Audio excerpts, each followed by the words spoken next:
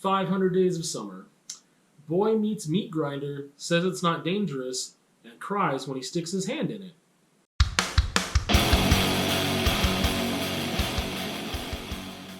Okay, 500 Days of Summer. I really enjoy this film. I'm going to tell you why. There will be slight spoilers later, but not really, but a little. It's a comedy. It's a romance. I wouldn't call it a rom-com, but I'm going to get into details about that in a bit. It's a drama. It's kind of a boy meets girl type film, but with a little bit of an indie feel to it. It was directed by Mark Webb, written by Scott Newst. Oh, I can't pronounce words. At Scott Newstatter? I don't know. Sorry, Scott. And also written with Michael H. Weber. Stars Joseph Gordon-Levitt, Zooey Deschanel. We've got Jeffrey. I can't read my own writing. This is the worst. Arned. Where are you, Jeffrey? Let me look at your name. The schnozberries taste like schnozberries. Jeffrey, you're not on here. I'm sorry, Jeffrey. I screwed your name up real bad. And then we've got Chloe Grace Moritz and Matthew Gray Gubler. I'm sorry if I mispronounce everybody's name in the world, but that's what we got. It was released in 2009 and has a runtime of 1 hour and 35 minutes. It's corny, it's fun, it's light, it's exploratory, it's cute, and it is oppositional. And I'll explain what those things mean in a second, but first I'm going to give you a little bit of a summary. So I would say it's kind of the journey of a hopeless romantic. Again, it's boy meets girl kind of thing. We've got different perspectives of this romantic journey through friends that almost kind of give like a testimonial feel. The camera's just with them and they're speaking right to it, kind of breaking the fourth wall in a way and just talking about what they think. It doesn't happen very often, but it is there. I think that there's a lot of complexity to this film that is unexpected, and we ask ourselves, who is right? Who is right here and who is wrong? And I think that a lot of times in these type of films, there's like an obvious right and wrong, and this time there's not. And I think it actually took me a couple watches to realize that, because, and I'll get into this in more detail later, but I really identified with Joseph Gordon-Levitt's character a lot, and I still do, but I realize some things now that I didn't back then when I watched it the first time. It definitely asks us, who do we identify with and why? The film also has interesting play on memory and what we do with that, I guess, like how we, when we access memory, why we access certain parts of our memory, what that means.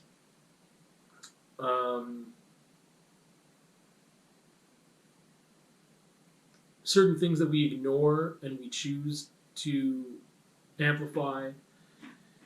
And we're talking about in romantic relationships here as well, right? So I got a couple quotes that I want to go through. So first, I guess I'll go back to those adjectives. So, I mean, it is got an indie feel to it. It's kind of corny. There's, like, random, like, dance numbers and, like, animated parts, but they're so fun. Like, it's just so much fun that it doesn't, like, it's corny yet fun, not corny and like, oh my goodness, like, I'm not rolling my eyes through it, Other people might, but I don't. And I have a hard time with, like, feel-good films. And that's the other thing. I wouldn't say this is a feel-good film, actually. I think there's parts of it that seem to be, but no, not completely. That's why it's different than just a regular rom-com. Like, to me, it's just not that. I mentioned that it is light. I mean, there's serious emotions here. There's, like, really big feelings in this film, but it's presented, for the most part, in a pretty lighthearted way, and a little tongue-in-cheek. It's making fun of itself, I think, to a degree. It's very cute. I mean, Joseph Gordon-Levitt is super cute, but also his character is super cute, and just the writing and how things are expressed are very cute, and the oppositional part. I think that we have a direct two characters head to head, who is right, who is wrong, who's the hero, who's the villain. And I think that that's also something I don't see in a lot of... I mean, then again, I don't watch a lot of rom-coms because they're not like this. Because they don't have the complexity, because the characters are wooden, they're one-dimensional, no substance or depth, whatever, right? But this carries a lot, and again, it's doing it through a lot of humor, and the feel is very light. The color palettes are chosen so well. Music plays a huge role in this thing. Very amazing soundtrack, super good stuff. And yeah, and even just that little kind of testimonial feel with the camera is really interesting and adds another dimension. There's a really cool thing that happens with again, it could be corny, but it's not. I don't feel like it goes all the way into corny where it's upsetting or frustrating or annoying.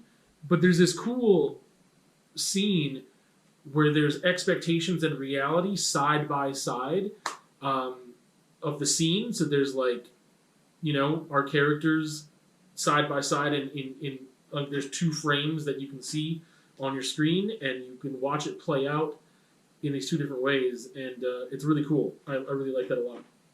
So I want to get to these quotes to kind of talk about this more before I get into spoilers, but it's love, not Santa Claus. And I really liked that one just because there's this question in the film too of like, oh, true love is garbage, and you don't really believe in that, do you? And that was kind of the response from one of the characters, like, it's love, it's not Santa Claus. Like, yeah, of course I believe in love. And that's an interesting take too. And I think, again, the more people that you can watch this with and talk about it, I think the better. It's really interesting. It's a very, for me, it's a film that carries quite a reflective practice, I would say, for myself.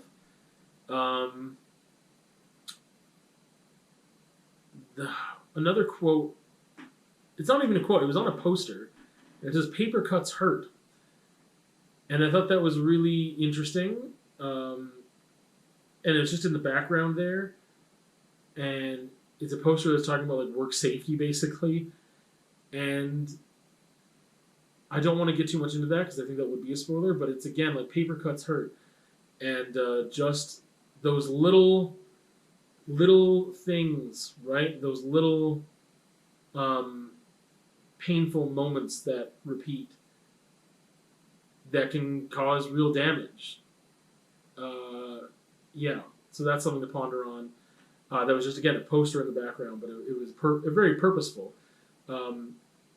More than unhappy, he is alone. And there's also a narrator aspect to this thing as well. There's a lot of different little elements in here that, until I start talking about it, I don't even remember that they're there. But they're cool, and I like them. I like that we've got these little elements throughout the film. It's not just a regular film. We've got these things that break it up and have like different storytelling methods within. So that's one of them. More than unhappy, he is alone. That's really interesting, and I'll get into that later with the spoilers. So the last one that I really, really like is you can't assign cosmic significance to an everyday life event. And I would argue, yes, you can. And that is what makes like everyday life events and things that are trivial or whatever, something happens sometimes in those moments of something that you didn't know. Like you bump into someone on the street and the next thing you know, you're married for 50 years. Like that stuff happens, right? You can assign cosmic significance to everyday life events. Not every single one, but I think that strong statement of you can't do that is really interesting because we get into this discussion about things like coincidence and fate and all those things. And again, assigning cosmic significance to, trivialities. And I think that is what makes those things so special is that, you have these things that are seemingly small that don't stay small, right? That are not just small things, that that will earn a significance in time, but you don't see them at first. So,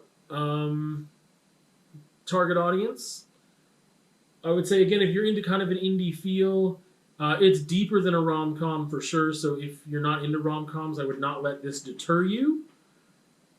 It's really fun. It's a fun movie, but it is serious, and it has dark moments, and it asks serious questions.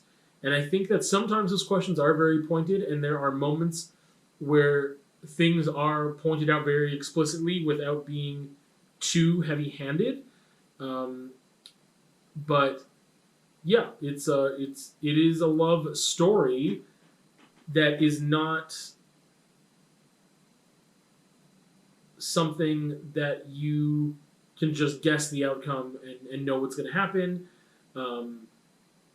It is not the same as any other love story. You know what I mean? Like in some ways, it's the same as every love. I don't know how to explain it. Like it's not that it's so uncommon. It's just that it's not presented in this way a lot. And I don't think we get to hear the story or see the story play out this way, and also get these different perspectives and these challenges. And that's what I really like about it. I would say that for importance, it is slightly important.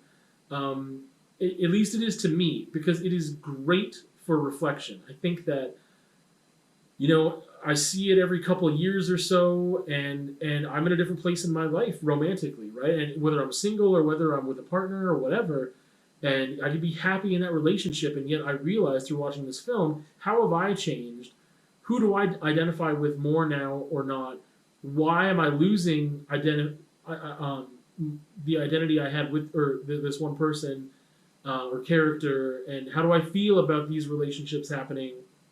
And I just learned more about myself through it. So it's really entertaining and really fun to watch, but it also has this. I mean, that's the delivery method. The vehicle, right, is through this kind of lighthearted presentation and a lot of humor, but there's some serious stuff, and part of that is about communication and expression and being able to tell someone how you feel and how you do that or how you don't do that. And that is kind of an explosive moment in the film, actually, that things get really serious for a minute there. But again, it's still done in a way that there's humor involved. And I think that there's not many movies that I watch where I examine myself and how I am within romantic relationships, and this is one of them. So for me, it's slightly an important film because I get to analyze those things again. And I think that, again, the depth that is here, I don't think would scare anyone off if you're not too intellectual or don't enjoy a very layered experience, because I think you will get a lot of those things without realizing it. And again, some of them are handed to you very plainly, and some of those layers are deeper that you need to kind of find for yourself. But overall, it's still just an entertaining, fun ride of a film. It is high on my shelf, not quite top shelf, but it's high on my shelf. It has great rewatch value for me for reasons I've already explained, other than just great soundtrack, great writing and acting, and it's just the story is really fun and the way it's presented is great jokes. It's a lot of humor, but also that it's a great reflection piece for me to look and learn about myself some more and learn something new. There's a term here that I want to put in, and it is painful but palatable. And I think that is really what is great about this film, is that, for me anyway, there's experiences here that are painful to witness and to watch and to relive in a way, because I identify with a certain character, and I've been through some of those experiences. But it is very palatable in the way that it's presented, and it doesn't make me feel icky at the end. However, there's times where I do. I mean, it depends who you're watching it with. I mean, if you're going to do an argument about it, I guess that's not great, right? But anyway, from there, I'm going to move on to spoilers, and we'll wrap this thing up. So, spoilers are here. Magical spoilers. Slight spoilers. Nothing too heavy. So, for me, I guess if I first go to, I'm not gonna like run you through the events of the film. I'm just gonna talk about things that happen without really talking about how they happen. So that quote, "More than unhappy he is alone," that's a huge one for me. And I think that, we're talking about Joseph Gordon-Levitt's character and how he would rather stay with somebody that he's unhappy with than be alone. And I think there's this real question of hero versus villain, who's doing right, who's doing wrong, the presentation of that. Most of this is through Joseph Gordon-Levitt's character's eyes. Tom, his character's name is Tom. And, but there's moments that we glimpse through other people's perspectives and we get some more truth. And for me, what I came away with on this last watching is that for me, if I think about heroes and villains, I think a hero should be honest.